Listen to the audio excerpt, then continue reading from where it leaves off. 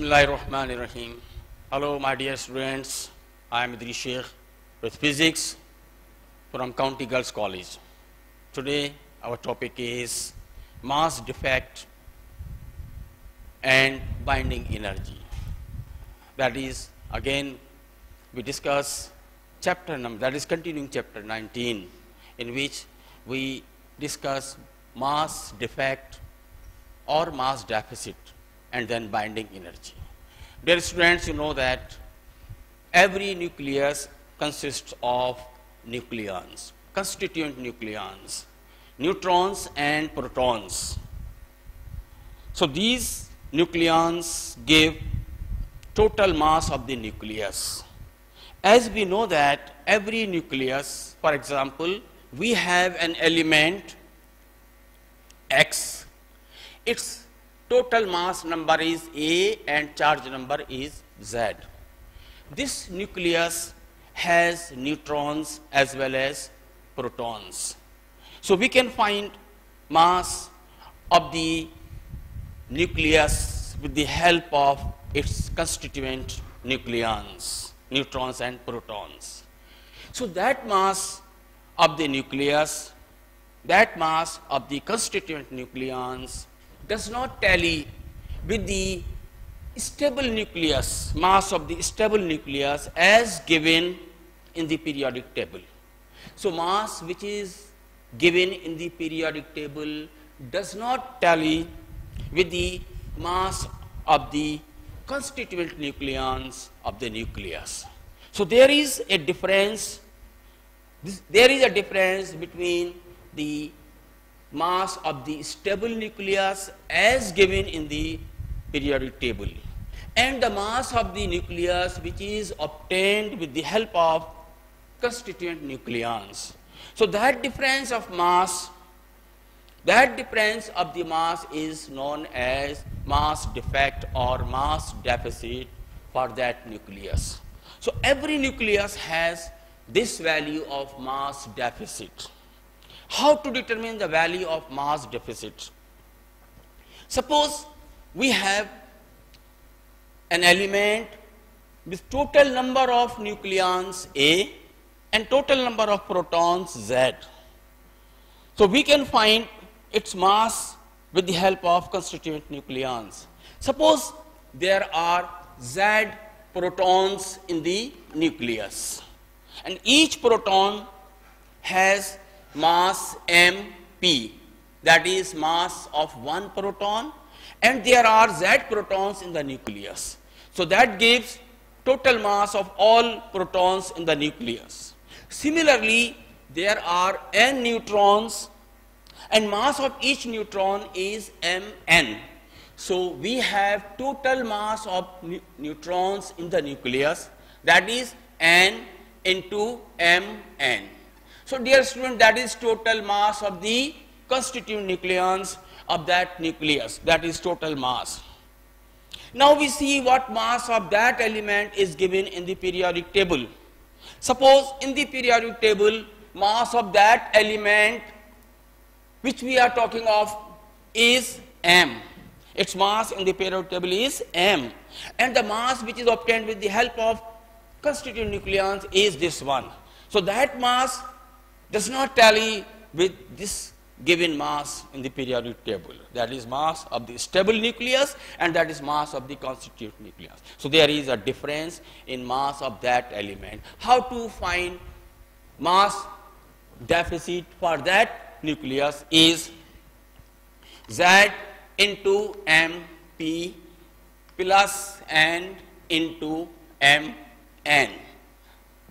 Mass of the constituent nucleus minus mass of the stable nucleus as given in the periodic table.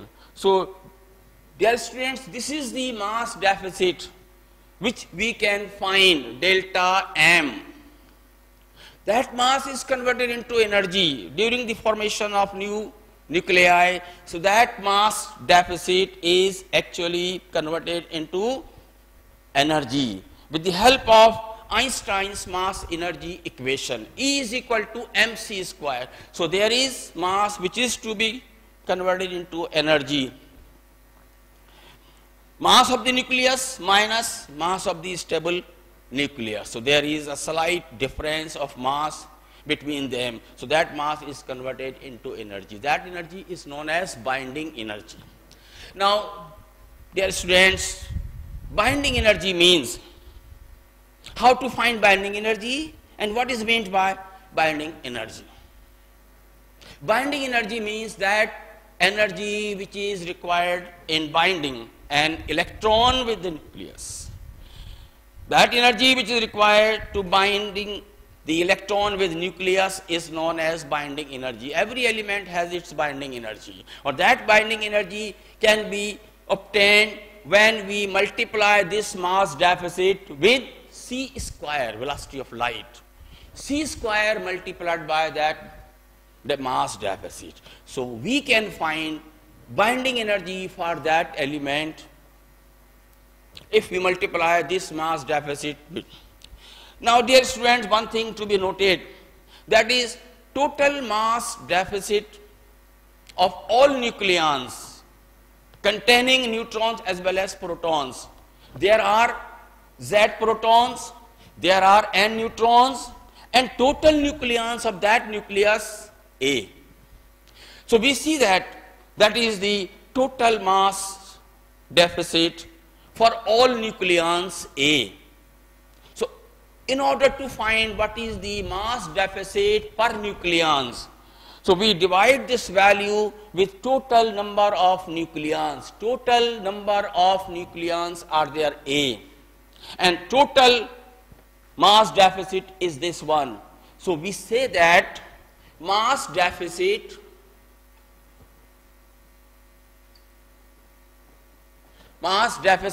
for A nucleons, because the nucleus contains A, total number of nucleons A. So that is total defect, total deficit for all nucleons A. So mass deficit for A nucleons is this one, that is total mass deficit for all nucleons of the nucleus, that is Z M P plus N M N minus mass of the stable nucleus divided by, if we divide this total mass deficit with total nucleons, we get mass deficit per nucleon, that is total mass deficit for all nucleon. Similarly, likewise we see that mass deficit for one nucleon is equal to Z M P plus N minus M divided by. So dear student, that is the mass defect per nucleon. What will be the impact of the mass loss on one nucleon? That is the mass. So binding energy of that element, which we define the energy which is required in binding the electron with nucleus, that energy depends upon that value mass deficit per nucleon. The mass deficit per nucleon will give the binding energy, because the number of nucleons and the binding energy of that nucleus inversely proportional. As the nucleons in the nucleus increase, the binding energy of that respective element will decrease. So number of nucleons in the nucleus and the binding energy, they are inversely proportional. So dear students, how to define mass deficit of the element? We say that a nucleus contains neutrons and protons. So total mass of these constituent nucleons make the mass of the nucleus, and that mass of the nucleus is Z M P plus N into M N. So that is total mass which is obtained with the help of nucleons. But mass of that element, as we record in the periodic table, is m. This mass of the constituent nucleons actually does not tally with this mass of the stable nucleus. There is a difference in mass of that nucleus. So how to find that difference? Total mass of the nucleons minus given mass of the nucleus. So that is mass deficit of that element. This mass deficit is for the total nucleons of the element. How many nucleons are there in the nucleus A? So that is total deficit for all nucleons. So in order to find mass per nucleon of the nucleus, we say that mass loss, mass deficit per nucleon will be ZMP plus NM minus M. That mass per nucleon gives binding energy, and binding energy for that element. So the binding energy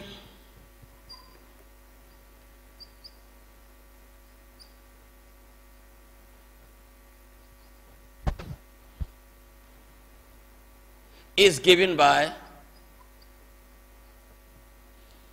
E is equal to delta M C square. With the help of this binding energy, we can find first mass deficit and then its binding energy delta M. Here that is to be noted that mass deficit for all nucleons is this one, and mass loss per nucleon is this, and binding energy depends on that value of mass deficit in the nucleus. So dear students, we again define that every nucleus has certain value of mass deficit. So this mass deficit can be determined when we attempt numerical problems in which we are required to find mass deficit as well as binding, provided there is mass of the neutron, mass of the proton. With the help of these masses, we can find mass deficit, and then we apply this equation in order to find its binding energy. That binding energy will be obtained in joule, in electron volt as well. So dear students, now we are going to attempt a numerical. In this problem number 19.1, it is given that a chlorine atom with mass number 35 and charge number 17. That nucleus of chlorine is bombarded with proton. Proton means protium, isotope of hydrogen. So that chlorine atom with mass number 35 and charge number 17 is hit by proton, resulting the atom disintegrates and there is emission of an alpha particle. That chlorine atom disintegrates, emitting an alpha particle. Write down this reaction. That reaction you have to mention neutron or proton or any other energetic particle which is hit by the neutron. So there is decay of the element.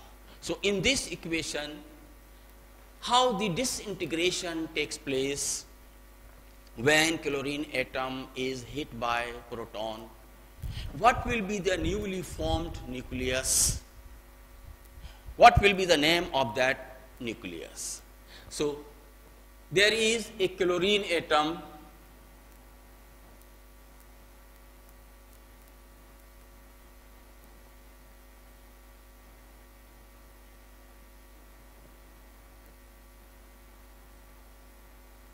with mass number 35 and charge number 17 is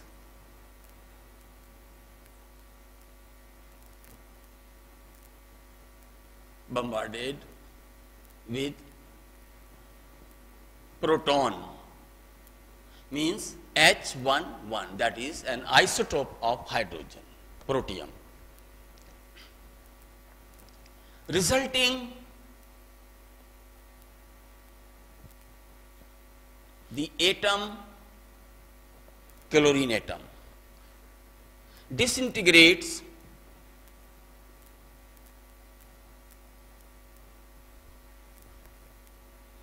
emitting an alpha particle. Write down the reaction.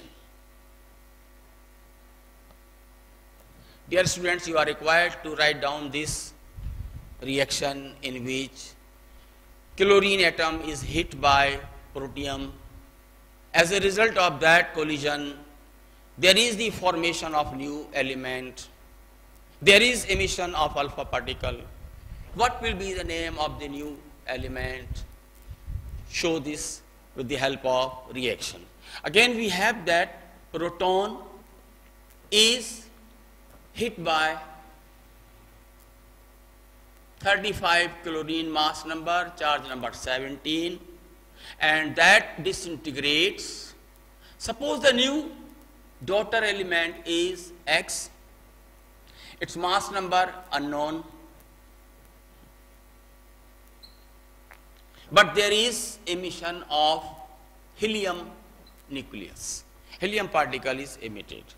Dear students, you know that total mass on the left hand side is 36. When this protium penetrates into the nucleus, total mass will become 36. Similarly, total charge will be 18. That total mass on the left hand side, which is 36, must be equal to total mass on the right hand side. Here we see that total mass on the left hand side is 36, and that total mass on the left hand side must be equal to total mass on the right hand side, but mass of this is unknown. So we have A plus 4. So in this way we can find mass of the newly formed nucleus A. A will be equal to 36 minus 4, that is 32. So we obtain mass of this newly formed nucleus, that is 32. Similarly, here total charge on the left hand side 18, and that total charge should be equal to Z plus 2 on the right hand side, Z plus 2. Here we have Z 18 minus 2, that is 16. So dear students, we can find mass of that element, charge of that element. So what should be this element, and how chlorine disintegrates into the other nucleus? So that is H 3517 plus its mass should be, yes, that is 32. Its mass should be 32 and its charge should be 16. And there is, so we know that an element having mass number 32 and charge number 16 is known as sulfur. Sulfur. So newly formed nucleus is sulfur. We say that chlorine atom will disintegrate into sulfur, giving an alpha particle. So this equation, that relation is given by, that is sulfur with mass number 32, charge 16 plus. In this way we complete this numerical in which chlorine atom is hit by proton and chlorine atom disintegrates. There is emission of alpha particle. So you have to give this reaction. So name this newly formed element is sulfur. So there is decay of chlorine into sulfur. So again we proceed to another numerical, that is 19.2. In this numerical, again we repeat that there is a relation how disintegration takes place. Again we have another numerical, 19.2. Dear students, you know that there is a relation between half-life of radioactive element and decay constant of the element, that is lambda. So there is a relation between half-life of radioactive element T half multiplied by decay constant. They are inversely proportional to each other. So their product always comes out to be 0.693. Half-life of radioactive element and decay constant of the element, whenever they are multiplied, the result is, the product is 0.693. In 19.2, there is an element which is radon, disintegrates, and its half-life 3.80 days. You are required to find its decay constant. Decay constant for radon, whose half-life is 3.80 days. So please write down this numerical. The half-life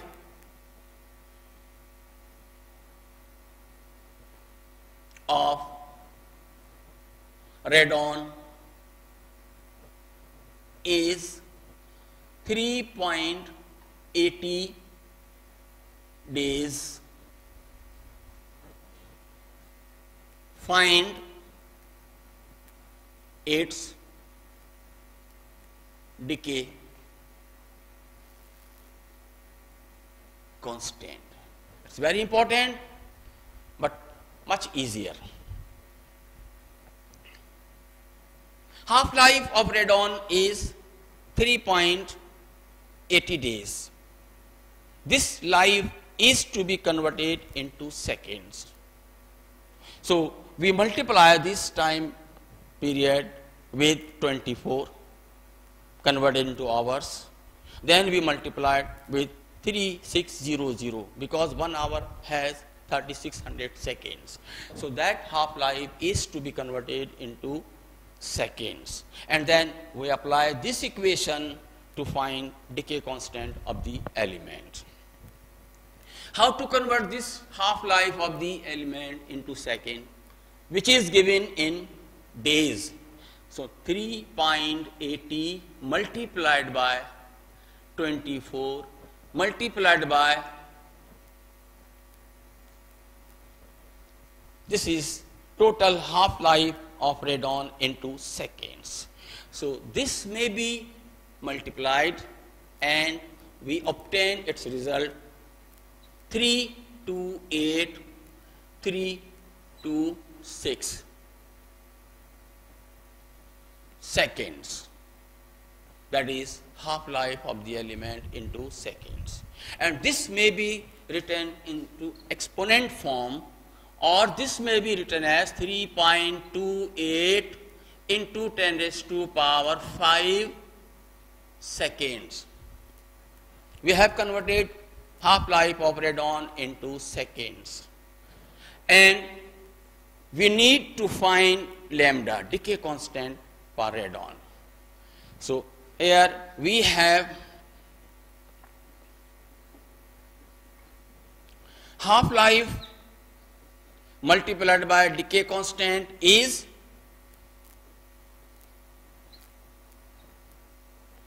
or decay constant of radon will be 0.693 divided by half-life.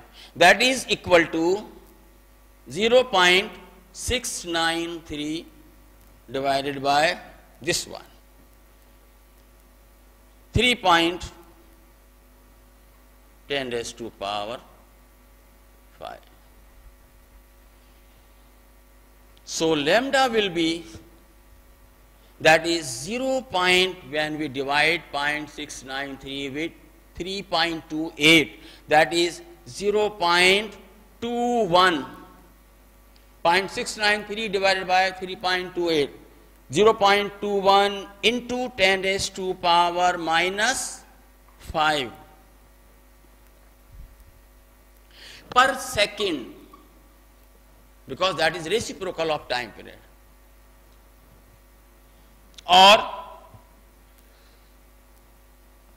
Or we have decay constant.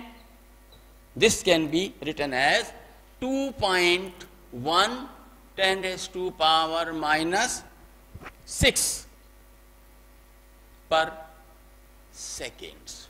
So this will be the answer. What is decay constant of the radon?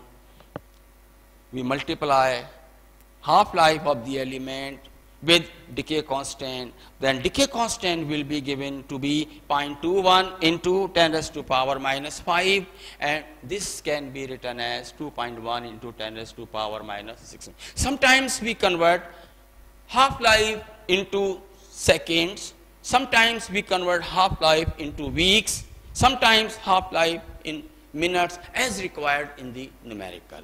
So please note down how to convert half-life into seconds, into minutes, into hours, into days. So that is because half-life of element will range from microseconds to years, millions, billions.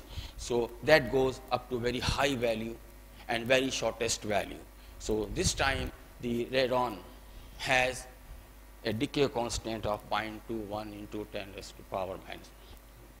Yes, dear students, we have another numerical 19.3. In 19.3, we are given bromine atom with mass number 79.938, that is average mass. But this bromine is composed of two isotopes. One isotope of bromine has mass 78.943.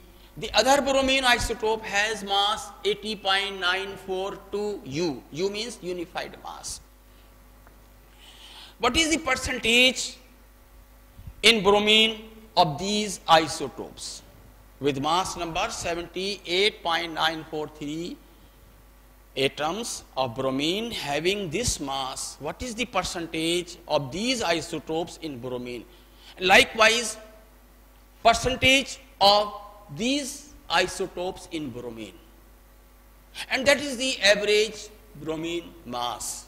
How to determine the average bromine mass? You keep in mind, please. Suppose this bromine is X%, so we multiply this mass number with its percentage. Similarly, this bromine is Y%, so multiply this mass with its percentage, and finding their sum, we get average mass number. Suppose this bromine is X%, that is Y%, X% multiplied by this, Y% multiplied by this, and their sum. This multiplied by X% plus this multiplied by Y% will give you its average mass number. So actual average mass number is determined with the help of the respective percentages of isotopes.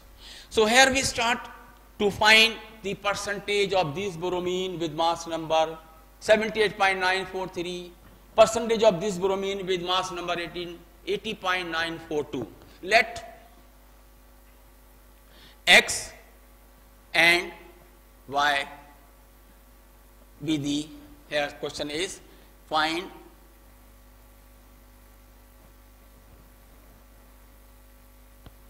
percentage of each bromine isotope.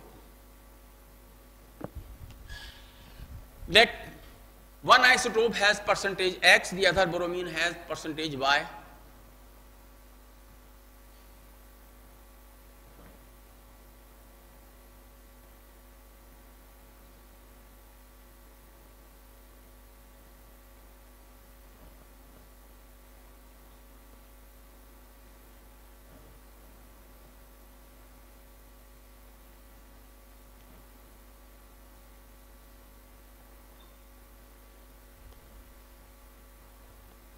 These are the respective percentages of bromine isotopes with mass 78 respectively. So that is the respective. When we multiply this mass number with its percentage, that is X percent, and this mass number with this percentage, and when we find their sum, we get 79.938. So students, please see here 78.943 multiplied by X percent plus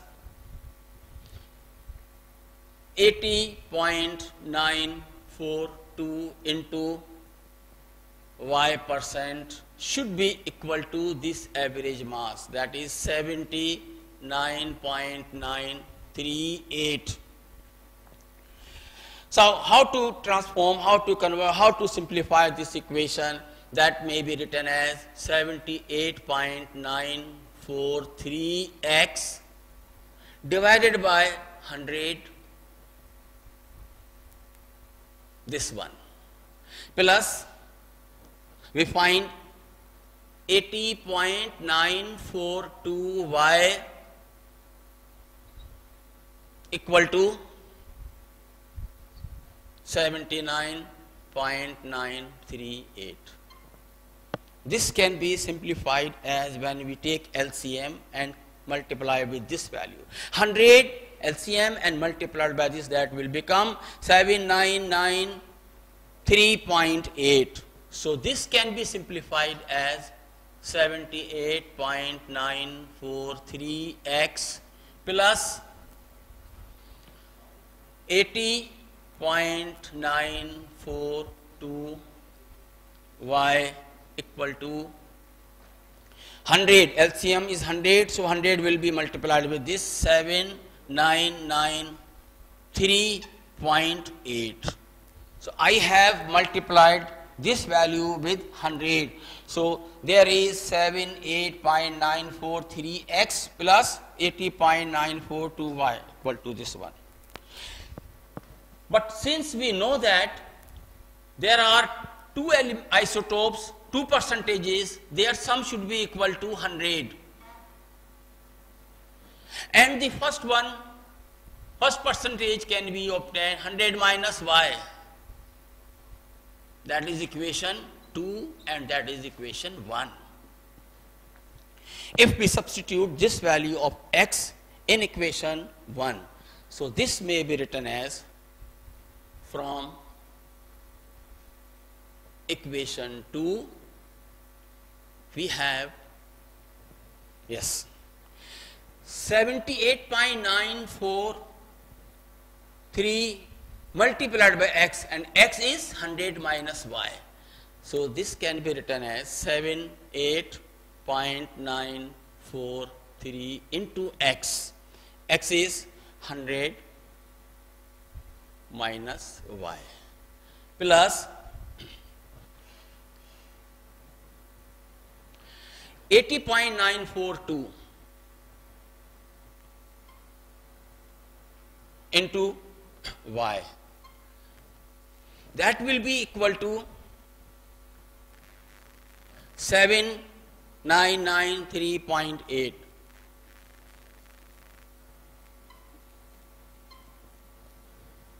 If we multiply this value with this one, so we get 7894.3.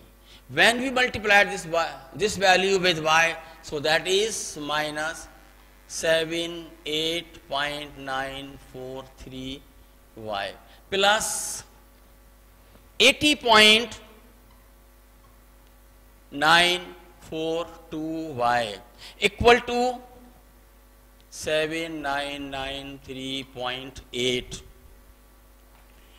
Dear students, you see that this value is positive and that is negative. This is greater than this one. When we subtract this value from this positive one, so 80.942 minus 78.943y. What will be the left value? So that is 1.999y. 80.942y minus 78.943y, this one. And we take this value on to the right hand side. So that is equal to 7993.8 and minus this value 7894.3. This is 1.999y equal to this minus this. When we subtract this value from this one, so the remaining value will be 99.5. This minus this one, 99.5. Here we have Y, the percentage of one bromine with mass number 80.942, its percentage is Y. So Y will be 9.5 divided by 1.999. So that is approximately, this is equal to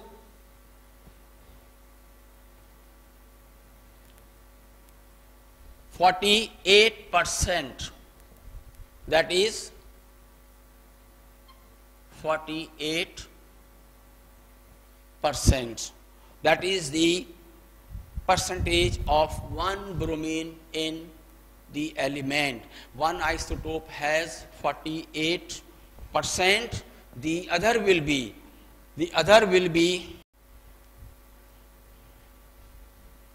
so dear students, this is percentage of one bromine. The isotope of one bromine has 48%. This bromine isotope is that of 80.942. So what is the percentage of the other bromine? Similarly,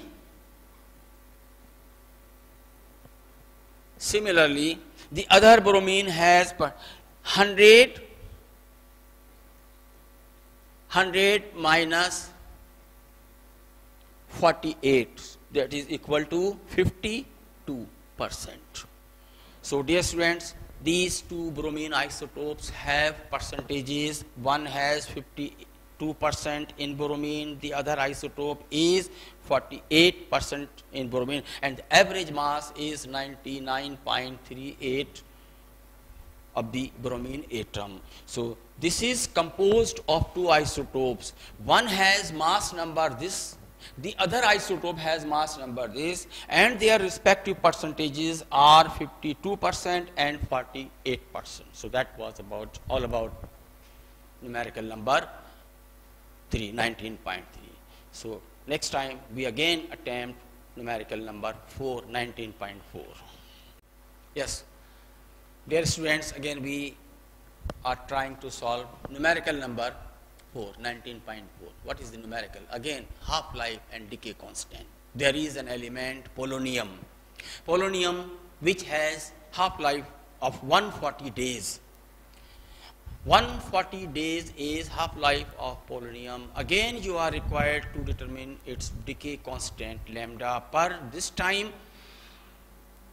This decay will be obtained per week and in percentage, not per second.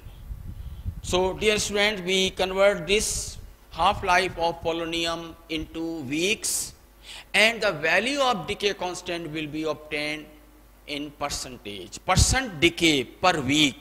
In each week, what is the decay? That decay should be in percentage, and that should be per week. So there is polonium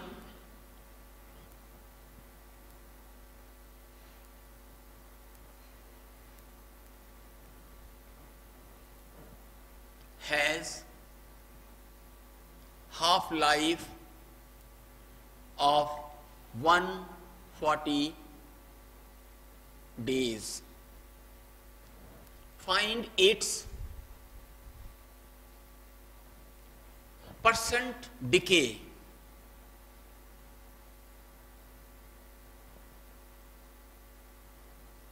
Percent decay of polonium. Only you are given half-life of polonium, that is in days. So you know there are 7 days in each week. 1 week has 7 days. So this time is to be converted into weeks, and then we apply equation half-life and lambda. Half-life multiplied by decay constant is equal to 0.693. In this way we can find the value of decay constant, and that value should be determined in percentage. Since here the simple data, half-life of polonium is 140 days, and that half-life, we need to convert this half-life into weeks divided by 7. There is 20 weeks.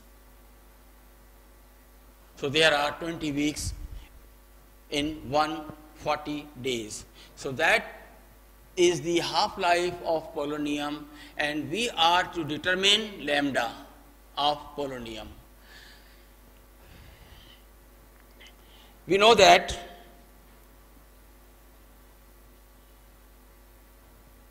half-life of polonium multiplied by decay constant of polonium should be equal to 0.693, and there is decay constant of polonium 0.693 divided by half-life of polonium and multiplied by 100, that is percent decay per week.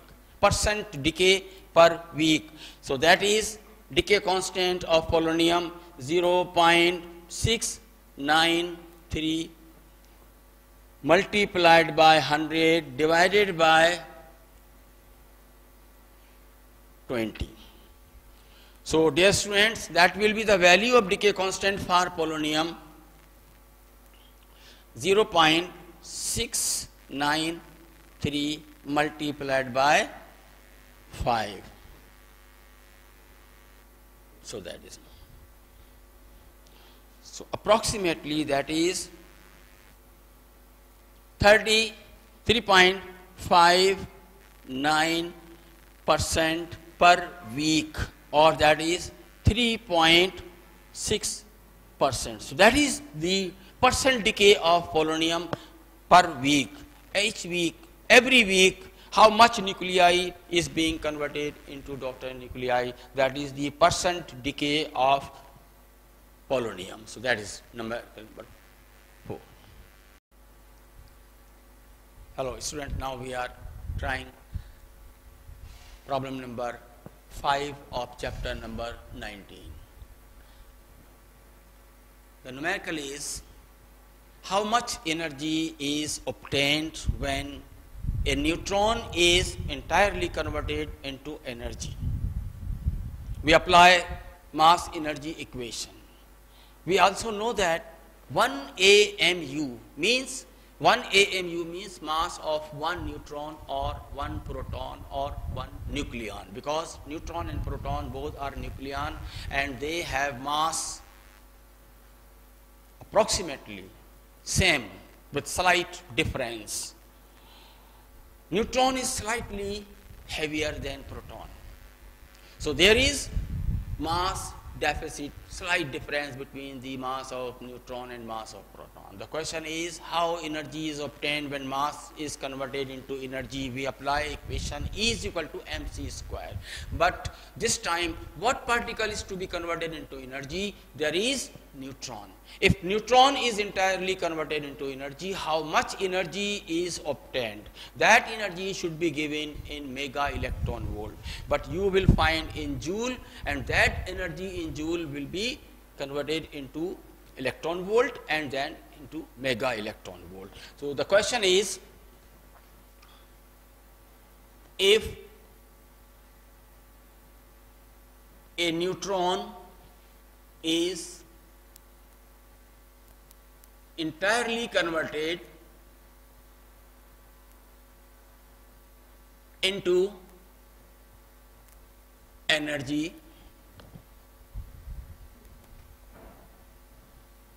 how much energy is obtained. We know that mass of one neutron, that mass of neutron which is to be converted into energy is, mass of neutron is 1.6748 into 10 raised to power minus 27 kilogram. This is mass of neutron which is to be converted into energy. There is value of C 3 into 10 raised to power 8 meter per second. And we have to determine energy obtained from that mass. Since applying mass energy equation,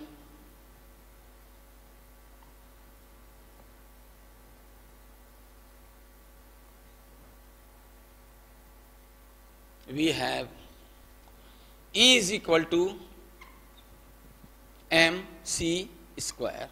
There is mass 1.674248 10 raised to minus 27 multiplied by 3 into 10 raised to power 8,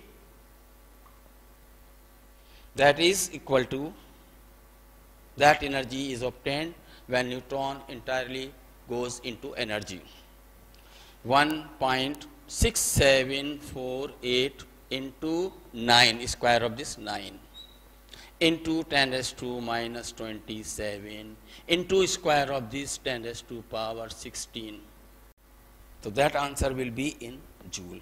So this is equal to 15.07 10 raised to power minus 11 minus 27 plus 16, that is the energy which is obtained when neutron is entirely converted into energy. This energy is now to be converted into electron volt and then into mega electron volt. So E is equal to, that energy is equal to 15.07 10 raised to minus 11 divided by 1.6 to 10 raised to power minus 19. So that is equal to 0.41 power 8 electron volt.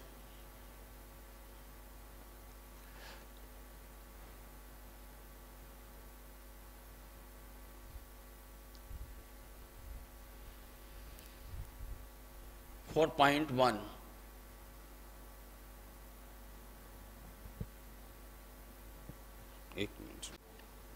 Okay, so that is 9.41 into 10 raised to power 8, that is electron volt, and that energy in electron volt is to be converted into mega electron volt divided by 10 power 6. So that is mega electron volt. That is energy in joule, that is energy in electron volt, and that energy in mega electron will be this one. So that is 9.41 into 10 power 2 means 100, 941 mega electron volt energy. So dear students, that was all about this chapter. Inshallah, next time we will do that next numericals. So wish you good luck. Thank you very much.